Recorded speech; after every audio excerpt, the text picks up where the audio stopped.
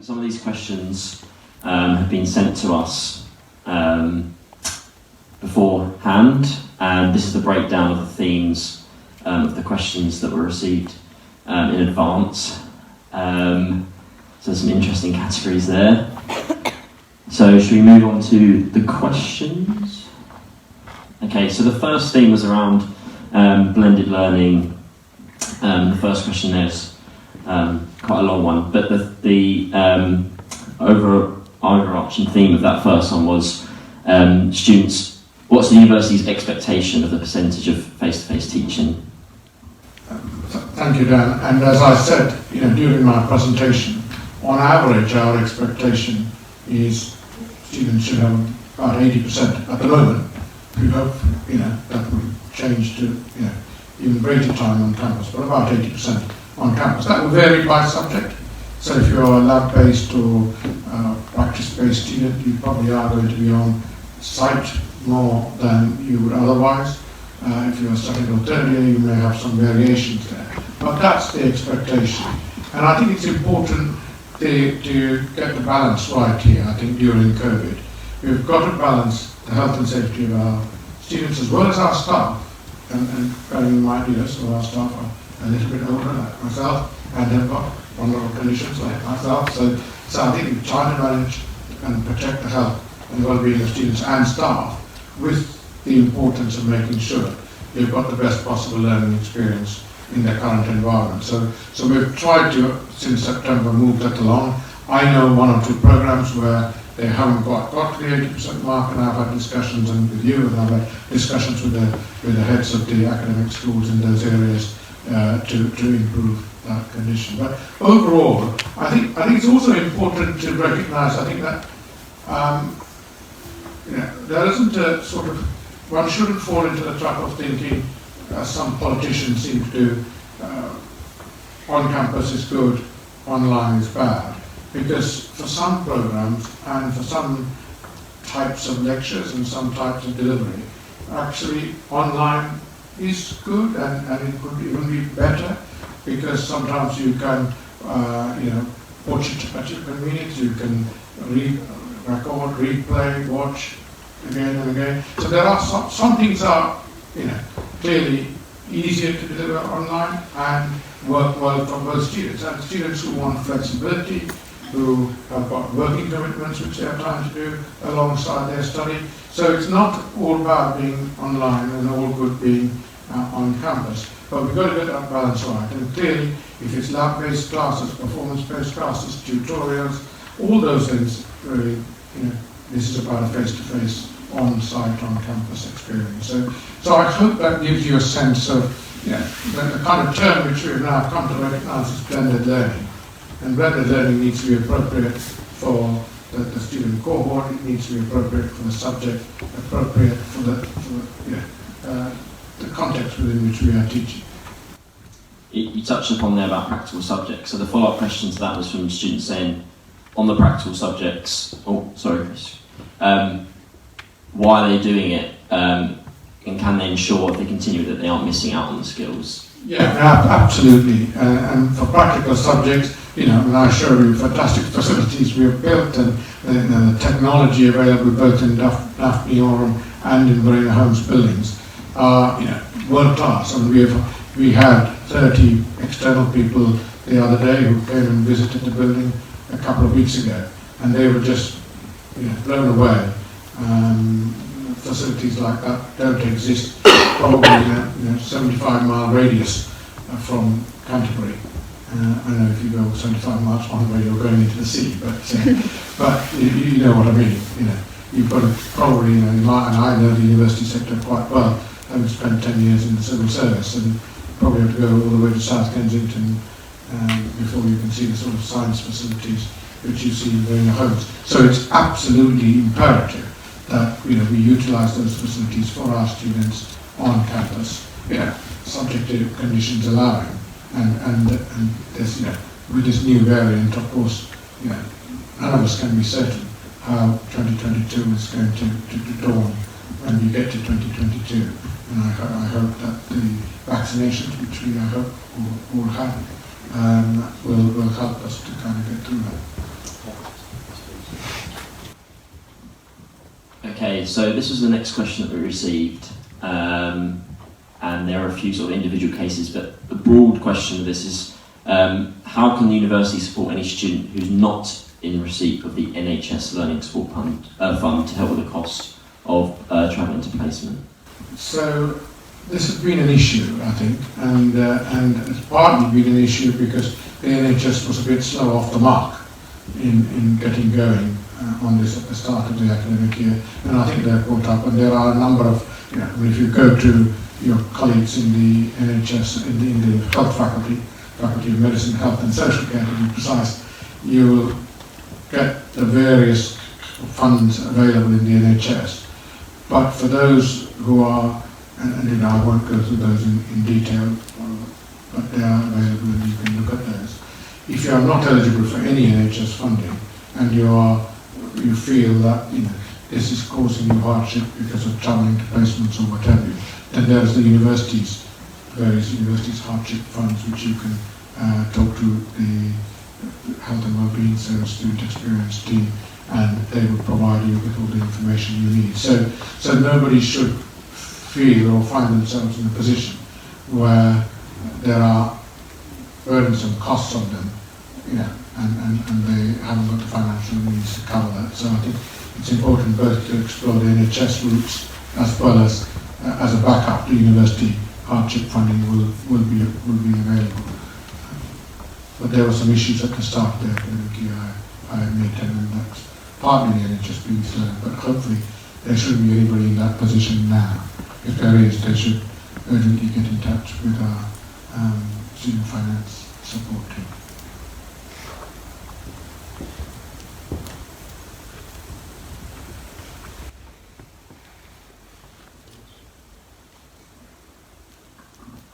Okay, so these are a few individual questions that we had. The first one is about booking equipment, and why is it so restrictive and difficult? Okay, so equipment, temperature in rooms and timetables, yes? Yeah, I mean, you can go individually if you want, but yeah, they were three questions we put together. The timetable one at the bottom is probably the one that, I mean, you touched on it earlier, but the biggest sort of question. So let's start with the timetables, and then I'll go back to equipment and room temperatures. So timetable, I talked a moment ago about the student record system, and obviously I think when we get to that promised land in September 2020, we will have the new student record system. That will make life a lot easier. However, we realised from 2020, when timetabling didn't work very well, that we had to make significant adjustments to timetable. And I hope everybody will feel that if you were a student here, finishing your academic year in July this year, July 2021, you would have got your timetable in time, so you knew when we arrived in September what you're going to be doing and how you're going to be doing it out. Clearly, for some students who were doing resits and so on, that wouldn't have been possible. It is a challenging one, and I think timetabling has been made doubly challenging by the fact that we have, due to COVID, had to put in room capacity limits. So what might have been a 30-person teaching room, suddenly we found in September, October, could only teach 12 or 15 students with the appropriate level of ventilation and safety. And I mean, these are not just arbitrary numbers. Our stage people do a carbon dioxide ventilation test, every day on virtually every room to see how it's playing out and what the safe levels of CO2 in the room are and what levels of ventilation there are. So ventilation has impacted on timetabling, but I do hope, and I'd be interested in your feedback, I do hope that timetabling since September, since the start of this academic year, is in a much better place and there's more consistency in terms of timetabling. We still need some way to go to make sure the timetabling system works completely well for everybody, and I confess it doesn't work well for everybody at the moment, but we are working on this as a priority. So since in going in reverse order, it does connect to the room temperatures issue. I mean, we want obviously to do a substantial amount of our teaching on campus, so in classrooms, and obviously in the summer, in the autumn term, September, October, even into early November, it worked pretty well with windows being open, maximum ventilation, to be able to go as close to the maximum capacity allowed by our health and safety people in each room. Clearly now it's got much colder. I mean, you only have to have walked here today. It's cold, wet and windy, and that is obviously impacting on rooms where, so a building like this is mechanically ventilated. So we don't need those doors open it is, I know it's hard to believe, but it is ventilated, and to demonstrate this in the boardroom in Verena Homes, our estates team did show how natural air was being poured into the building, and they did it by making sure that the governing body meeting was all freezing by the end of the 2-hour period, to show that fresh air was actually being poured in. And it was a very cold day in late November, so it was very cold. So this is a really tricky balance. So for these sorts of buildings, there's no issue. We don't need to open things because they are mechanically ventilated and they are pulling fresh air in. For old style 60s buildings where there isn't that mechanical ventilation, we have to leave windows and doors open to get ventilation in. And it is a question about having again a balance, and I recognise, as somebody who has got a lung condition, who suffered from bronchitis for years, I know, I don't, when I have to work with my windows open in my office, if other colleagues are coming to see me, and that's the right thing to do. But I know that immediately poses a risk to me and my, point in my chest, because that's where it gets me when I get my lungs infected. So I'm mindful that, it's not, it is a difficult challenge, and I think we all, I think our schools having for staff and students in any classroom to work together to find out what's the best way of doing it. Maybe opening windows a little bit rather than a lot. It may be opening windows at the beginning, at the end of each session to allow air to flow through. So we're trying to do the sort of practical steps to mitigate some of the impact of the cold weather, while it's also time to make sure, because we know the scientific evidence is very clear that the virus is spread in the air, and if the air is dispersed, the chances of them catching it out are less. So that is not me saying it, that's the scientific wisdom on this matter. The final point actually, in a sense, links to COVID, so going in this direction actually there's a connection with the 3 questions from bottom to top. We have had to put some limitation on use of facilities to ensure that it's not just about room capacity, but it is also about usage and to give priority particularly to students who are on programs which are requiring them to use the facilities in definitely your own building. But if there are particular challenges or particular access issues, you can drop me a note and we'll follow those through.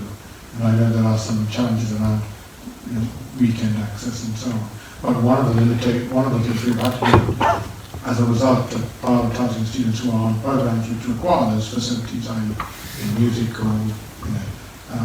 many of the creative arts programs there, is to say to other students who might have liked to have used those facilities, they are not available at the moment. So that's sort of regrettable, but all of those sort of 3 factors have a pandemic dimension to them.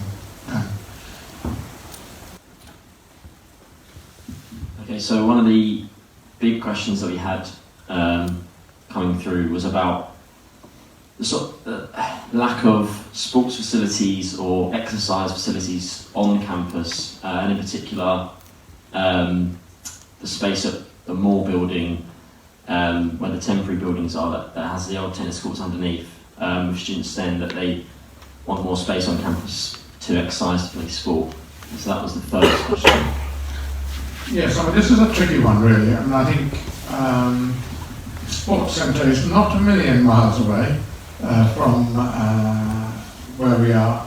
You know, it's just literally across Sessions House, and you're in the sports centre. For those sorts of indoor sports activities, I think the sports centre is the right place for us to, for students and staff to utilise. And I think replicating some of those facilities on campus, probably at the moment in the current financial climate, is probably not something we can do. On the other hand, I mean, the porta cabins on the tennis courts, I think we will have a look at that as part of. We are going to redraw our estate master plan now, because the big changes have happened. Not only building of Marina Homes and Daphne Oral, we have sold a number of outhouses around Canterbury, which we had and where teaching used to take place. So everything has been consolidated onto campus. So we need to, in a sense, redraw the map and see, what we can do in terms of some sport like tennis and whether we can reinstate those. I don't want to give a commitment now because it would be unfair without having done that redrawing of the map. Another priority for us obviously is to get the Students' Union back onto the Canterbury campus. So I am, for Medway students, I am talking here about Canterbury. We do need to get that back onto campus. So that is a high priority as well. So there are some limits in terms of what we can do at the moment. But we will look at all of those, and including whether there is any possibility of reinstating the once upon a time much loved tennis court, which then became the porta cabins. At the moment, some bits of it is storage, but we also use it obviously for teaching rooms as well. So there's some challenge there. More generally, I mean, I think looking at the next 2 or 3 questions. I mean, we have invested quite a lot over the last few years in terms of sport, not just building the sports centre, which was done just before my time, probably 10, 11 years ago. But so I've been here, I'm in my 9th year, so it's about 10, 11 years ago we built the sports centre next to Barton Court School, opposite the Sessions House. We then did a deal with Polo Farm to acquire rights to use the facilities there, and we are, the other priority in the sports area is to look at Studmarsh, and I think we, in the long term, we want to have high quality artificial pitches, not at Studmarsh but somewhere else. Studmarsh, by the name you can recognise, it's a marshy land and not necessarily the ideal place to invest in the future. But in the short term, I think we are now looking at, and again, I don't want to give a commitment until we've seen a business plan for this, but we are looking at, putting some investment into Studmarsh, recognising that moving out of Studmarsh is going to take, still some time before it can happen. So, in an ideal, it's one of the challenges of being, in a city centre campus, where the Canterbury campus is on one side, we've got King's School, on another side, we've got 2 sides, we've got the roads, about 3 sides we've got the road now, because obviously the old prison site is ours. So there is limited capacity as to what we can do on campus itself in terms of building up sports facilities. It's about getting facilities close to the university campus in Canterbury and making sure that's high quality, fit for purpose, accessible, etc. I think as for costs of funding, I mean, there is a new model of subscriptions, I think, this year, which has been worked on jointly by the Students' Union and the university, and we continue to subsidise. An additional, I think, £150,000 of subsidy goes into supporting sports activity beyond, running the sports centre, Polo Farm, etc. So there's an absolute commitment to sport, and commitment both to supporting elite students through scholarships, etc., as well as sport for all and active.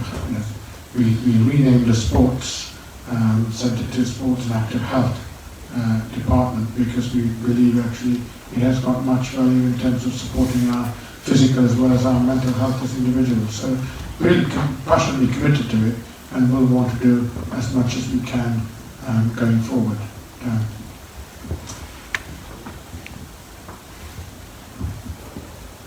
I think I've talked a bit about the sports membership model. The next one is about more training equipment options for clubs to train together, increased team building. I think I've probably covered some of this in terms of the commitment and in terms of ongoing investment. And it's trying to prioritise a whole range of things. It's important.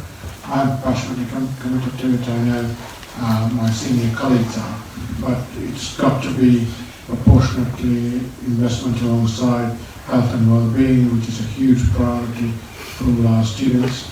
Obviously the library and all of that, 24/7 access, IT. So it's trying to strike the right balance across the piece, really is what I would say there. Yeah, and someone said at the bottom there that they've been to the past two, and it's sort of the same thing said every time. Is there anything else that's going to happen? Well, I think in terms of the specific things which I wouldn't have, say last year, one is, as I said a moment ago, I think we are looking at improving the facilities at Studmarsh, even though it's going to be, a short-term venture, because I hope in the long term we will come out of Studmarsh. So that, we had at one point thought we wouldn't invest at all in Studmarsh, but I think that the situation is such that our current students deserve to have the facilities at this point. And I think there's also, of course, the Verena Holmes sports sectional unit inside Verena Holmes building is intended for those studying sports and exercise science and sports therapy and so on. But we will look into seeing whether some of those facilities, particularly those who are participating at the high end, to be able to use that facility. So you might be an engineering student but an elite athlete as a sports scholar. So there are two or three things which are additional. And I am pleased that a new model for subscription has been agreed, and that we are continuing to invest in that by subsidising and underwriting the costs of some of it. That's it. Okay, thank you very much. So they were the questions that were submitted beforehand. I don't know if we've had any questions come through. We have? Okay, so the first one's from WhatsApp over from Medway. It says, what are your aspirations for the Medway campus? We have a large number of mature students who are juggling family work and studying. What will be done to better them going forward? Thank you for that question from whoever has raised that in Medway. I mean, one of the benefits of the Medway campus, of 3 universities being based there, is we can share facilities. I mean, the obvious sharing of the largest facilities, obviously the library, and there's a fantastic library there which supports students from all 3 universities. We absolutely understand that there is a different student demographic compared to, say, Canterbury, and there's a different student demographic again in Tunbridge Wells. So in terms of our priorities for Medway, it is about actually making sure Canterbury Christchurch invests in what our students need. We've got about 1,500 students there, and then what our students see as priority, and the things which our students see as less of a priority are part of the shared facilities, for example. So to some extent, I mean, in the last time after we did the Q&A, this must be 2019, I guess, I think Moira and I, or somebody and I, was it you and I, went to Medway to meet with the Medway students, and we're happy to do that again in the new year, because it's important to understand what our mature students' priorities are, because they clearly are not necessarily the same as some of the priorities which we've been talking about in Canterbury, for example, sport and so on. Though there are some students there who would want to to make use of sport, the social facilities, and that's why the shared campus does allow for that, without us as a university having to put in a huge amount of investment into that. So, to some extent, what I offer is another conversation with our Midway students over in Midway. Perhaps, Dan, you, Mara and I, whoever can go across in the new year together to meet with students to understand what the priorities are, because I know some of the priorities are around car parking, commuting, all of those things for mature students, which are different from perhaps some of the students who are in student halls here in Canterbury. Thank you. Do we have any more come through? Yeah? Lovely. Okay, you did touch on this. I said there's been talk for years about the Students' Union moving back onto campus. However, this has not happened yet. What's holding this up, and can you commit to a time frame? Okay, well, I have to say, I'm, as you know, very transparent about these things. I had hoped we would have done this by now. And the reason why that hasn't happened, in part, is because we are exiting a building we rent, lease, which is called Rochester House. For some of you who don't know Rochester House in Canterbury, it's the building with our sign on it opposite the Waitrose in the corner, where there's a corner, Premier Inn and Waitrose in one corner, and our building is in the other corner. That houses all of the university's professional services, so finance, HR, IT, marketing, communications, and so on. The reason for exiting, and I think this is where I want to be really open and transparent about priorities. Coming out of that building, which is a rented building, would save us about £750,000 every year. Now, with that £750,000, we can do a lot in terms of supporting our students, investing in student-related activity, teaching, etc. So it's a priority to come out of that building, but the staff there need to go somewhere. So we have been busily trying to find creative ways of accommodating the staff on Canterbury's main campus. So that has slowed down my aspiration and plan for moving the Students' Union. Though we've done two things since we spoke last, or I spoke last at this equivalent event. We have created the social spaces around Touchdown, which is new. For those of you who have been here long enough will know it to be new, but if you've arrived in the last couple of years, you won't necessarily know that's a new and additional facility. And it may be a two-pronged move, two-phased move, where the Students' Union has some additional space immediately, perhaps starting the next academic year, and then consolidated space where the whole of the union can move across. So I think a two-phased approach is probably most realistic and achievable, and that's what I'm working with Simon Gwynn towards. But it's absolutely priority to go back on the main campus. That's great to hear. Thank you very much. In many universities, this has come through, student opportunities, societies and teams are heavily subsidised by the university to allow more students to join and have more of an experience. Why does the university not put much investment into them, despite the extensive research into how this positively impacts students' mental health? Okay, the investment of the university in student activity is really the investment it puts into the Students' Union, and some of that Student Union funding then makes its way to clubs and societies. Now, I can't remember the number offhand, unless Moira and Ruth can help me, but I think our investment in the Student Union, Dan, you probably know, is about £750,000, plus obviously the lease of St George's, which is, we lease it to you for £1. So I mean, there's close to £1 million worth of investment in the Student Union. Part of that should find its way into students' clubs and societies, and to some extent there is an element of the Student Union having to prioritise, how much it invests in clubs, sport and societies versus everything else it provides. Student advice, student advisory service is quite a big operation. which is an important priority for student achieving and so on. So I think it's, it may appear as though the university isn't directly funding Society X or Club Y or whatever, but actually the money is through the block grant which goes to the students' union. Did any more questions come through on WhatsApp? No? Okay.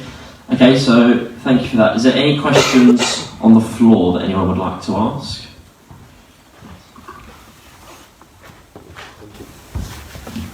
Having worked with the sport and active health team for the entire of my degree and now masters, kind of more specific point with like Studmarsh, back when I started that was a topic of investment and kind of a promise of refurbishment.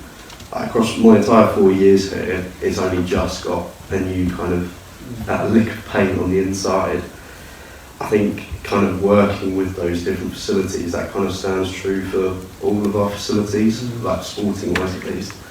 Kind of, I guess the question is, why does it take so long to kind of invest into those areas that are like so heavily used?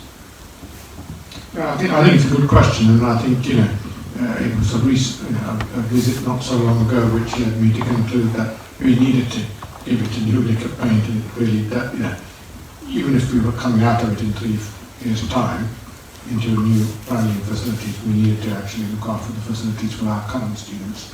So why does it take a long time? I mean, a university is a little bit like the Forth Bridge. You start, you know the story, you start painting the bridge at one end.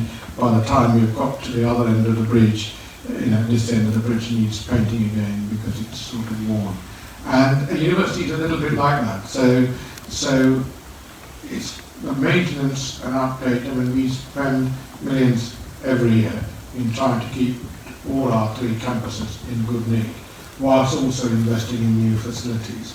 And having built 2 new buildings, that's been a significant investment. That is for our students and our staff. And it's a constant sort of juggling act of prioritisation, making sure the 2 new buildings are great, but we've got most of our buildings in the Canterbury campus, as you know, are 1960s buildings, which need constant refurbishment, and in an ideal world, some of those buildings, money was no object, you would remove and replace with brand new buildings. So it's a constant process of prioritisation, which actually makes this a challenge. So I'm trying to think, when we opened our partnership with Polo Farm and invested £2 million into Polo Farm, and that's probably 2014, 2015, so 6 years ago.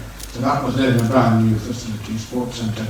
11 years ago was a brand new facility, and it's a constant challenge. I mean, if I'm being honest with you, it's an constant challenge of making sure we are able to upkeep our facilities, and that is the reason why sometimes things appear to take a long time. And what is one person's priority is not another person's priority. And I have to say, I mean, the COVID 2 years has not just taken away quite a lot of additional money to keep the show on the road and to keep the university running reasonably well. It's also diverted a huge amount of management time trying to manage things. I mean, the first thing, virtually every morning, at the correct period, I'm involved, as are some of my senior colleagues, is talking about, what changes do we need to make to the running of the campus this week, for the next 2 weeks, in light of whatever the government has announced. Last week, the big discussion on last Monday morning was, do we go forward with the university's much loved carols by candlelight in the cathedral, which students and staff will love, and if so, how do we do it safely? And we did go ahead with it, with masks and so on, and it all went off well. This morning's conversations about, can we do the staff sporting challenge, which we do, which is scheduled for next Wednesday, and whether it's safe to do so and so on. So COVID has also, I think, been part, I feel, certainly in my idea, that I've sort of almost lost 2 years of progress I could have made in my role as leader of the institution because of COVID. But that's not the only reason. It is about overall finances, prioritisation, and 3 campuses are quite a lot for a university of our size, which is a medium-sized university, to maintain. But it's important because we are contributing to West Kent and the Medway conurbation as well. So, I'm committed to the 3 campuses, but it is an additional cost which some universities don't have, running multiple campuses. Questions on the floor? Yeah.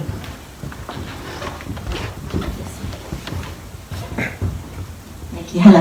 I have a multi-part question, if that's okay. Yeah. So my first question was, obviously, we've touched a lot on how COVID has impacted students, and there's been an increased need for student support and well-being within the university. I'm wondering how the university supported the academic staff and our lecturers in enabling them to support us and the increased needs of the students, especially I'm on a healthcare course, and I'm just asking how the academic staff and lecturers are being supported with their increased workloads and increased demands of students. Okay, well, thank you. I think it's a really good question, and I think it's good that you've brought out the staff side because staff have been under huge pressure. So what we've tried to do throughout this process is to have a parallel set of interventions, parallel work pages, parallel set of activities to support staff.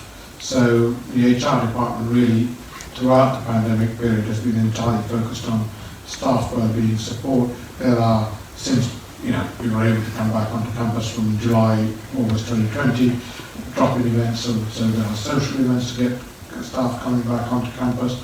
Obviously, we had to support staff and invest quite a lot in being able to deliver the online delivery, because that's not to everybody's liking. Somebody of my generation is not really used to that sort of thing. So there's a huge amount of investment. So there's technology investment.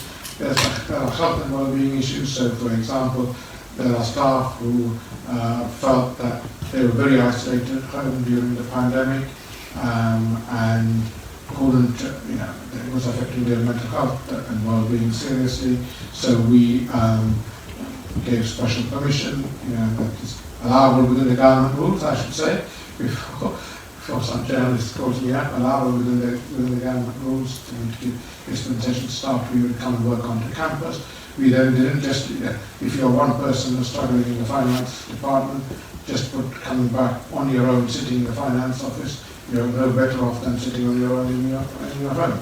So we made sure we created space, certain areas, certain bits of buildings or certain buildings were opened up, where those staff who wanted that sort of engagement were able to come together and work together, so they would actually see other people, talk to other people, engage with other people. So a numerous set of activities were undertaken to support staff, because as I said, from my point of view, if we have happy and healthy staff, we're likely to have happy, healthy and students who are having a good experience. If staff were not happy, then it's most likely that would feed into what they are doing with our students. So from that sort of narrow perspective alone, it's imperative that we invest in staff and look after them, particularly during the COVID period, which we have tried to do. Brilliant, thank you. My follow-up question from that was, if students feel that they are being let down by their faculties for whatever reason, and they have raised these issues as high as they can to their faculties and there's no solution, what is in place to empower students to speak up about these issues and raise them to yourself and to senior management, especially, for example, if there are ongoing historical issues that have been raised to Union Council, for example, which I'm part of, is what is in place for you to come and speak? Do you speak to Union Council regularly about these issues, or how are these issues raised to you? Okay, well there are 2 or 3 bits to that answer, really. Firstly is, I think, wherever possible, we encourage students to resolve things locally. Because most things are, ultimately, vast majority are resolvable. and should be resolved locally, hopefully amicably, between staff and students. The student representative has an important dimension. So I am not one for urging colleagues to sort of seek the complaints and appeals process as the first port of call, and that should be the last port of call. Then if the issue is a fairly specific issue, either affecting an individual or a small group of individuals, there is the complaints process for them to utilise.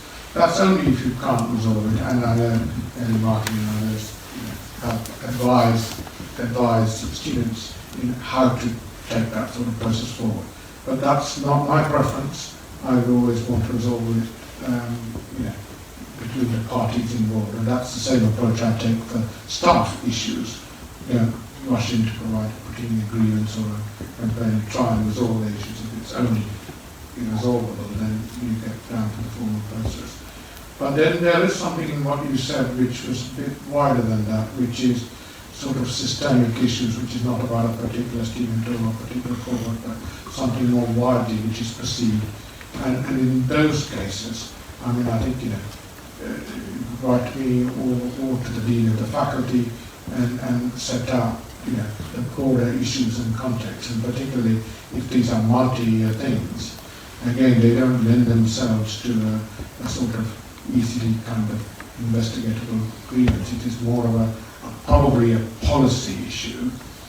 Certainly, anything of that sort which comes to me, I look at it personally.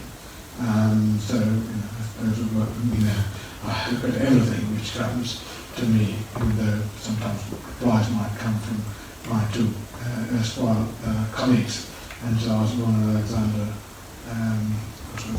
Chandler. We have married Alexander Chandler. I do look at them and we will try and resolve them. Sometimes they do require a bit of dialogue with the Students' Union to really understand, what the issues are. If it's a resourcing issue, sometimes it is easier for me to deal with from the centre, because ultimately there's only one budget, and that's the university budget, and I'm the holder of that budget. In once upon a day, the finance secretary is the holder of the budget, but David and I work quite closely together.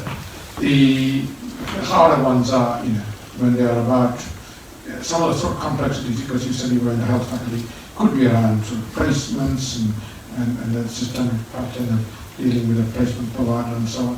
And in those cases, the dean of the faculty of medicine, health and social care, and you lady now, part of the question, would answer, want to pick that up, address it with the health providers involved. We have sometimes, placements are, now like gold dust, so we do protect all our placements in our health settings, but there are times we have said ultimately the behaviour of the placement provider is not acceptable, so we are going to actually stop placements in that place, or at least give them notice that unless they improve.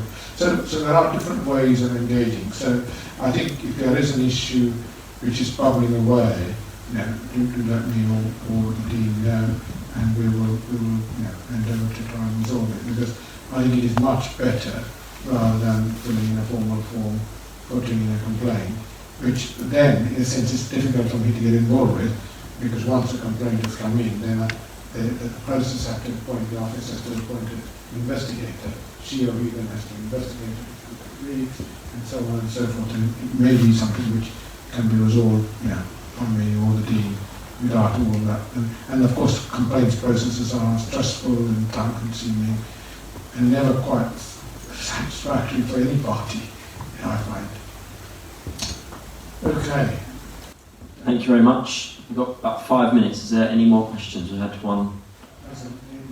Oh, sorry. Sorry, were you in the last? That's fine, you go first. Yeah. Thank you. It's just back to the issue of timetabling. I believe it has been a bit of a shambles the last couple of years. Students getting it 2 weeks before their lectures start. That's not really fair on anyone that has a child. That's not a suitable amount of time to arrange childcare for anyone. Also, the system seems to be difficult for anyone to navigate, let alone a student with learning disability. And furthermore to that, there are students who are in their third year of the degree who are having lectures that clash. I just wanted to know why the university seems to be ignoring those lectures that are clashing and thinks it's acceptable for a third year student to have to deal with that pressure of being in a lecture knowing they're also missing another lecture. Okay, I mean, there shouldn't be clash, and that's absolutely unacceptable. So I apologise if that is happening, and in which case, if you could let me know, I will attend to that. I mean, as I said earlier, for your earlier comments, I mean, as I was saying earlier, I think we are on a journey to, and I agree with you. And Dan's predecessor, as some of you know, was Becky Thompson, who absolutely passionately, as a mother with a small child, always made this point at all the meetings she was at about the importance of getting the timetable out early and the timetable being settled, so that there's a settled pattern for any person who has got other commitments. It could be, parenting, but it could be other things, work, for example, and so on. So we are working very hard, and I hope when the semester 2 timetable comes out, that will also be reinforced. But we want to get to a position where I think, timetable works really strictly, and this is the 6th institution, university I've worked in, the final institution I've worked in, and there are places which we have to do it better, and we have to learn from them. So I think my earlier comments, I'm just re-echoing some of those, and your points are very valid. On the specific issue around clashes, I mean, if we were able to drop me a note, I will get that put into straight away, because that's simply not acceptable. It shouldn't be the case. And what subject are you studying? It's law. So are you joint honours student with some other subject? No, you're just a law. Sorry, a law student, as opposed to law and English or law and politics. Okay. Because sometimes one of the real challenges is where there are joint honours courses. You've got the politics students. If you were doing law and politics, for example, there is that small possibility there's going to be a clash, because the way the politics is timetable and the law is timetable, they shouldn't clash, but there's always a small chance you could end up clashing. But if you are a single honours student, I can't face me immediately think, and more or less agreeing with me, yes, I can't think of a reason why there should be a clash, and that way, so top me out to look at it. And this time, he was going to ask. Thank you. Thank you for the presentation. I think you touched on quite a few things. I represent the faculty for Arts, Humanities and Education. One of the questions I had coming through in recent times is student safety. Canterbury itself in the last year or so, just by itself after COVID, has become greatly unsafe. Those who are part of Facebook groups know certain things have been happening. And on campus recently I've been witness to a couple of incidents on campus, and I haven't seen campus security. So in your capacity as Vice-Chancellor, and also from the university point of view, what sort of things are being are happening for student safety? Because it doesn't seem to be much. Okay, on that, what you said worries me, really worries me, because I think one of the things we've always been, and I may invite Maura to add to my comments, we've been really very firm about is around student safety, not health and well-being, yes, health and well-being, but student safety in a narrow sense. So I'm disturbed by what you've said. I mean, we've got the Safe Zone app, which I hope all students and staff will have, which immediately alerts security to an issue if you or I were experiencing an issue. I also know, particularly in the winter, and this is, I'm only talking about the Canterbury campus for FA students listening, I leave my office very late, and because there is public access and others can use the campus to cut across from Northlands Road to Lady Button's Green, it is not just the student and staff community, and that does bring with it potentially a number of challenges. But all our building, we have got a very good CCTV system. you're very welcome to, arrange for you to go and look in Ansam in the security office, and there's somebody monitoring all the cameras at all. There are two people there at all times, and one person's primary job is to monitor all the cameras, because the safety of individuals is the most important thing. But universities are, we are, in a sense, on a 17-acre site, and the 12 acres and the 5 acres at the prison site. My last institution, Keele, was a 650-acre site. Universities are, by the fact that they are open organisations, they welcome people in, are open. University, even during the height of the pandemic, we shut down most things, but the Ansam gate was kept open, and security was there to protect our buildings as well as protect our people at the time. So that what you just said to me really worries me, and because we are putting a lot of effort both through our security team, CCTV, the Safe Zone, WhatsApp, all of these measures, and also the amount of work which Moira and others do at the start of the academic year in terms of safety, not just on campus but safety in the community, the sort of safe walking routes, etc. I mean, no place is 100% safe, but we would like to think that, particularly on campus and in the vicinities of Canterbury, that students and staff will be as safe as possible. But we know we live in a sort of turbulent world, and there's no absolute guarantee of safety. But I don't know whether Moira or Ruth, you want to say anything to add to this, because I do feel about what you've said. Probably all the things which we've discussed the last hour and a half, I do feel probably most Afternoon, everyone. Moira Helms, Dr. Moira Helms, our Director of Student Experience. Thank you, Ron. I mean, two things. One, if you have dates, it'd be helpful for us to check whether incident reports have been picked up by security, so we can be sure we're following through. So we've got an incident report system that everything security sees is recorded, it's circulated amongst a very small group of staff to respond to, so we can look for patterns, see if there's anything abnormal, work with the police, we work with them very closely, we've got a data sharing agreement with them. So letting us know if it hasn't been picked up is really helpful. We also work very closely with the Community Safety Unit through the Council, which also has police representation, working with the University of Kent and University of Creative Arts, Canterbury College, again working across our whole community, trying to make sure that we share intelligence. Police sit on one of our joint communication groups. So really my point is lots of networking, but if you have something you're aware of, just try to escalate it so that we're aware as well and we can respond to it. I'm happy for you to come to me as Director of Student Experience. As Ron said, my name is Moira Helm. I'm happy to pick that up then through security and with our community liaison manager. So, open door if you have something going on. Definitely, thank you. Thank you. Thank you. Do we have another question over here? I know we're a bit pushed for time. Are you happy to take one more? Yeah, thank you. One more, thank you. It says the Students' Union is committed to working towards being an actively anti-racist university. Can you commit Christchurch to becoming an actively anti-racist university?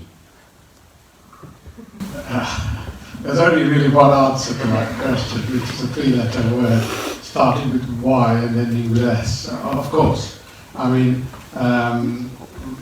we absolutely are committed to, and being an anti-racist university, but also, I think, I said earlier in my presentation, the whole ethos and mission of the institution is driven by inclusiveness.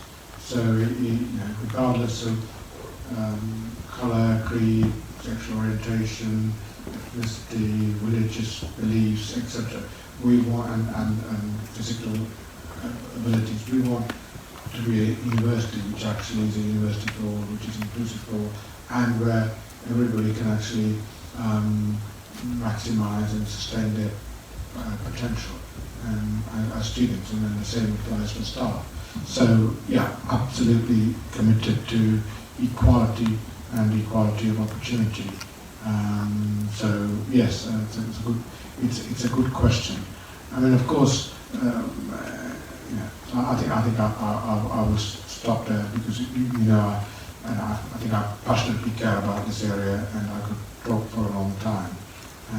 So I think reiterate the commitment to being an university for equality and democracy, and certainly an anti-racist university in the widest sense of definition of racism. Fantastic.